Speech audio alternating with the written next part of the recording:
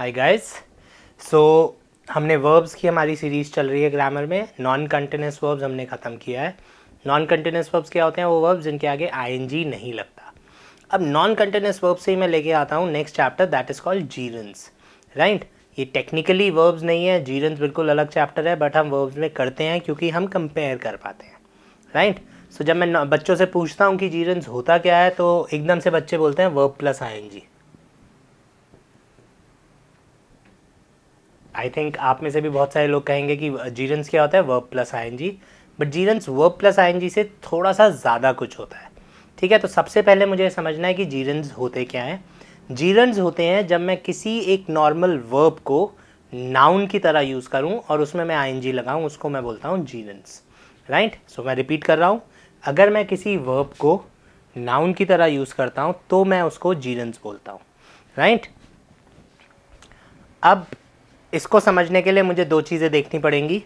इनको मैं बोलता हूँ be forms, was, were, is, am, are, be, been, और एक और होती है बींग, जिसकी हमें फ़िलहाल इसमें ज़रूरत नहीं पड़ेगी। तो इनको हम बोलते हैं बी फॉर्म्स। राइट, अगर बी फॉर्म्स के साथ आईएनजी आ रहा है तो उसको मैं जीरन नहीं बोलूँगा, वो कंटिन्यूस वर्ब है। राइट, अब ये बी फॉर्म है, इसके बाद मैंने क्या लगाया? आईएनजी लगाया, तो ये हो गया वर्ब। तो जब भी बी फॉर्म के बाद आईएनजी आएगा तो उसको हम बोलेंगे वर्ब, और अगर बिना बी फॉर्म के आईएनजी आएगा तो उसको मैं बोलूँगा जी रन। ठीक है, सो आई लाइक प्लेइंग। सो यहाँ पे बिकॉज प्लेइंग से पहले कोई बी फॉर्म नहीं आया, तो this is a gerund and this is a verb. Right, this is our first difference between playing and I am playing and I like playing. ये clear हुआ आप लोगों को बात? सो हमारे को क्या ध्यान रखना है कि जब कोई भी वर्ब बिना बी फॉर्म के आएगा तो तब वो जीरन होगा। अगर वो is, am, are, was, were, will be के साथ आया तो वर्ब होगा सबसे पहले। तो केवल वर्ब प्लस आईएनजी जीरन होता है, याद करने से हमारा काम चलेगा नहीं।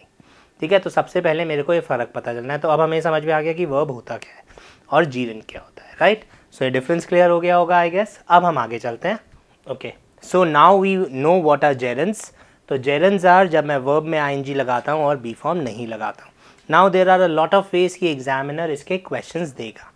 अब before moving to gerunds, let's quickly talk about the difference between non continuous verbs and gerunds. अब बहुत सारे लोग मुझसे क्वेश्चन पूछते हैं, जैसे हमने बात करी थी कि आई एम फीलिंग। सो अब जब मैंने बोला आई एम फीलिंग सिक, तो हम लोगों ने नॉन कंटिन्यूस में बात की थी कि ये बिल्कुल गलत है। ठीक है, वो आपको नॉन कंटिन्यूस में पता चल जाएगा कि क्यों गलत है। ठीक है, तो यहाँ पे आना चाहिए आई फील सिक। लेकिन अगर मैं बोलता हूँ फीलिंग बिना बी फॉर्म के, तो ये बिल्कुल ठीक हो सकता है। क्यों? क्योंकि अब ये नॉन कंटिन्यूस वर्ब नहीं है, ये क्या हो गया? ये जेरंड हो गया है। तो फीलिंग समथिंग इज गुड। अगर मैं ऐसा कोई सेंटेंस बनाता हूँ तो फीलिंग क्या हो गया? फीलिंग हो गया है जेरन्स, तो जेरंड हो गया है। तो अब इसमें हम इसके साथ क्या कर सकते हैं? इसको हम बिल्कुल लिख सकते हैं। तो नॉन कंटिन्यूस वर्ब्स में सब में आईएनजी आ सकता है if they are used as gerunds. Right, तो हमारे को नॉन कंटिन्यूस और हमारे को जेरन्स बिल्कुल अलग अलग रखने हैं। तो नॉन कंटिन्यूस हैं वर्ब्स।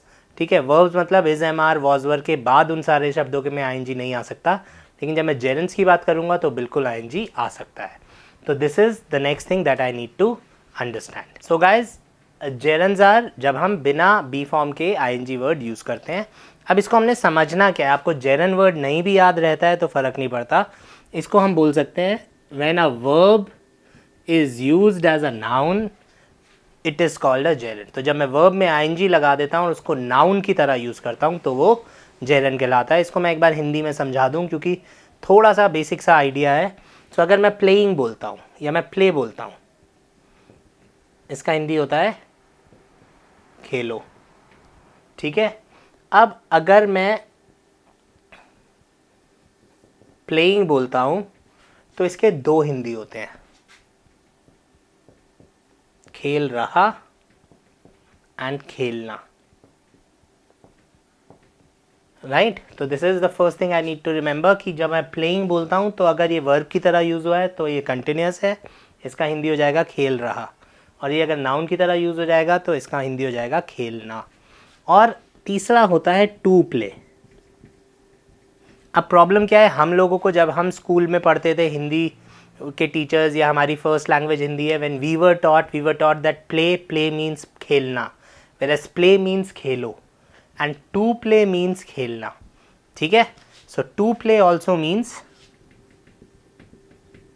खेलना, राइट। तो सबसे पहले मुझे क्या समझना है कि प्लेइंग के दो मीनिंग्स हैं, खेल रहा और खेलना। खेल रहा वर्ब हो गया और खेलना नाउन हो गया। ठीक है, तो अब हमारे को क्वेश्चन क्या आएगा, हमारे को क्वेश्चन आएगा कि प्लेइंग और टू प्ले में से एक हमें सेलेक्ट करना है। तो प्लेइंग हो गया खेलना एंड टू प्ले हो गया खेलना। तो अब हिंदी से सॉल्व नहीं होगा।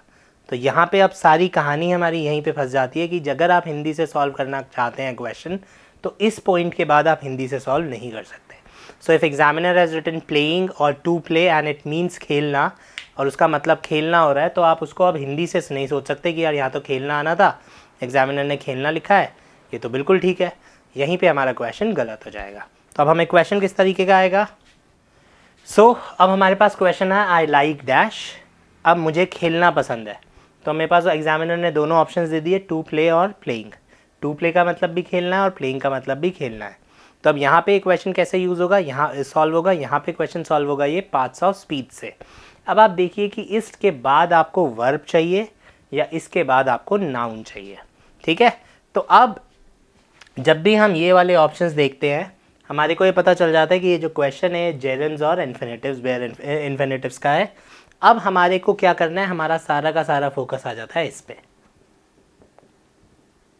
अब अगर मुझे इस शब्द का मीनिंग पता है तो बहुत ज़्यादा चांसेस है कि मेरा क्वेश्चन सही हो जाएगा। अगर मुझे इस शब्द का मीनिंग नहीं पता तो आप इस क्वेश्चन को छोड़ दीजिए, वही बेटर ऑप्शन होगा।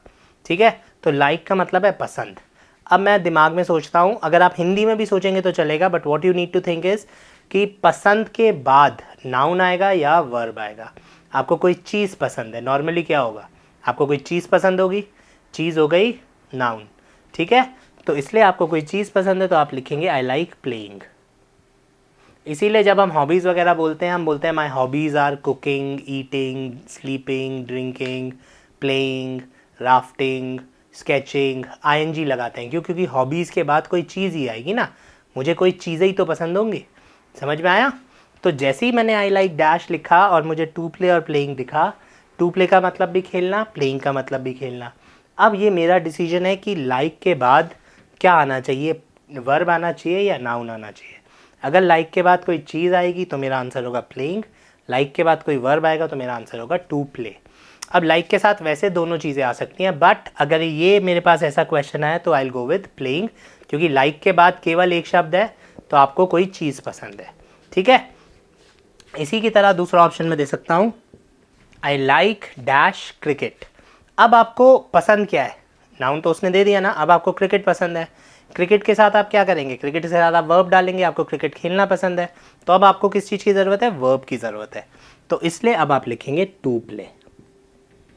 राइट, तो अगर मैं हिंदी में जाऊँ, मुझे खेलना पसंद है, मुझे क्रिकेट खेलना पसंद है, तो आप हिंदी से सॉल्व नहीं कर पाएंगे, ये क्वेश्चन सॉल्व होगा नाउन्स और वर्ब से। सो ये बेसिक सा इंट्रोडक्शन है जीरेंस का, जो आपको बिल्कुल अच्छे से समझ में आ जाना चाहिए। पहला पॉइंट क्या है, बिना is, am, are, was, were, will be वगैरह के अगर आईएनजी आएगा तो ही उसको मैं जीरेंट बोलूँगा। राइट, उसके बाद अगर मुझे कभी भी प्लेइंग बिना बी फॉर्म के दिखता है तो वो जीरेंस का क्वेश्चन हो सकता है एग्जाम में। अगर मुझे टू प्लस वर्ब दिखता है तो वो जीरेंस का क्वेश्चन हो सकता है एग्जाम में। वो डिटेल में हम अगले वीडियो में बात करेंगे कि कैसे उसको पहचानना है। इसके बाद क्या हो गया, जैसे ही आपको टू प्ले और प्लेइंग में से पिक करने को आया, आपका सारा का सारा फोकस उठ के आ गया पहले वाले शब्द पे। अब आप लाइक किसको करेंगे, किसी चीज़ को करेंगे कि किसी एक्शन को करेंगे। चीज़ को करेंगे तो आपका आंसर होगा प्लेइंग, एक्शन को करेंगे तो आपका आंसर होगा to play. So this is how we try and understand the difference between a gerund and a infinitive और अ वर्ब। ठीक है, आई होप ये क्लियर हो गया होगा। मैं इस वीडियो को यहीं रोक रहा हूँ and I would like certain comments from you guys, क्योंकि ये समझ में आना बहुत ज़रूरी है। क्वेश्चंस बहुत आराम से हो जाएंगे। नेक्स्ट वीडियो में हम किस तरीके की गलतियाँ आती हैं जेरेंस की, उस बारे में ज़्यादा बात करेंगे। Thank you guys. Thanks for watching the video. If you found this video helpful, press the like button, subscribe to our channel and ring that bell icon so that you can get notified every time we upload a new lesson.